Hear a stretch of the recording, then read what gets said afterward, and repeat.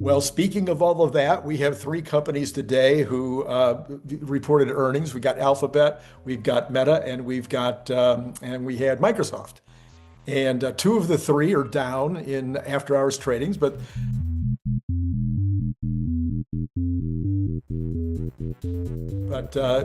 Google is up big time after earnings. I think the reasons for the other two being down are maybe kind of like Tesla, kind of like one-time things. Although Meta could be a little bit more of a long-term question. But anyway, what did you think about the three earnings results? Well, they were certainly all very strong going into earnings. So their earnings had to be really good. And I think as we're recording this, either their calls are starting or they're beginning to wrap up. So we don't really know what they've said on the calls. Typically, you get more refined guidance. I know the meta guidance was lower than anticipated. I know there were some one-time things with EPS, but it looks like in terms of their advertising business, its efficiency and effectiveness are still extremely strong. The question is all these dollars going into Reality Labs, when are they going to monetize this?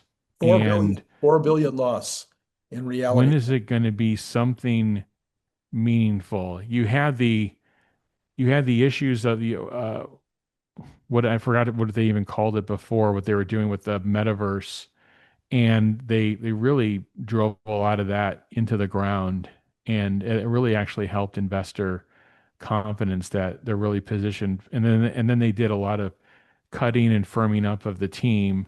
So I think they're trying to figure it out. I think what people are trying to understand with Meta is are they going to monitor which avenues are they going to be very effective at monetizing AI? Mhm. I think it's very clear that it's helping their advertising business. I think it's very clear it's helping Google's advertising business. Google blew the doors off on revenue. I think all the concerns of Chat GPT or Perplexity eating Google search have been appropriately and absurdly put to bed. So we'll see what happens. In general, I think they're strong. I think they all reiterated massive capex spend growth, Yes. and this is what the analysts see. We only get exposure to these companies for 60 minutes every 90 days, Right. where they can talk about their business, and then the other set of 1,000 hours and thousands of hours in between that, we have to listen to pundits on TV or people like you and me. But I'd like to think that people like you and me do a fair amount of research, and there are people that are actually in uh, and know these businesses very well, or what it takes to run these businesses. So, but that's a very few set of pundits out there. So basically, what you'll get now for the next 89 days is again what sells, what drives clicks. What drives clicks is you as a pundit describing what could be catastrophic, cataclysmic, um, and you doing that for 80 to 90% of your content. And that's what we're going to probably hear. But this has been this way for the last 8 quarters, which was when is when is CapEx spend going to roll off a cliff?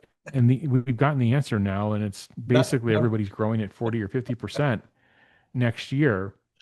And we haven't even started including all the sovereigns and all again, the US just said they're buying seven supercomputers, uh, for as quickly as possible, right. and that's not even in there. So the net takeaway is I think these businesses are very strong. I think there were some unexpected things with Meta. Let's see how they get through. I think they were flying high into earnings. Yeah. Google was flying high, and Google's going to fly higher. Yeah. It looks like so. We'll see what happens. Microsoft, they settled their investment with OpenAI with this Mhm. opaque Mhm. structure, which I think is is more complex, but they announced it as more streamlined and easier to understand. So they're trying to get themselves ready to go public at some point. So that will be unbelievable when that happens for markets. So Microsoft, they have to see where they're at, and then we have Amazon coming up. And if Amazon doesn't get over 20% growth in AWS, mean, they're going to be in some serious trouble. I don't like the news flow ahead of the Amazon earnings of like we're going to lay off Yeah. tens of thousands of people. Yeah. That's typically not good news flow going into earnings. You have Apple coming up. You have a mixed bag all over the place. You have people saying that the iPhone 17 and suppliers are cutting this or that. Let me give you the cheat sheet on some of that stuff. Good. Sometimes it's good. The supplier information is good. Most of the times it's bad.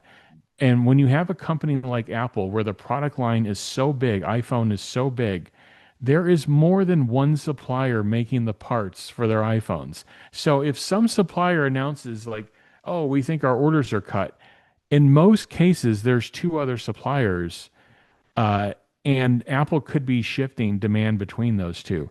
It is really, really hard to understand if they're really cutting supply or not. But we'll see what happens. I think what they did with iPhone 17 was actually quite good. You mentioned that. I don't believe the numbers on I think the iPhone 17 Air numbers are going to be better than people think. I think that is while it's not a new concept to really thin out the phone. Samsung did it last year. Motorola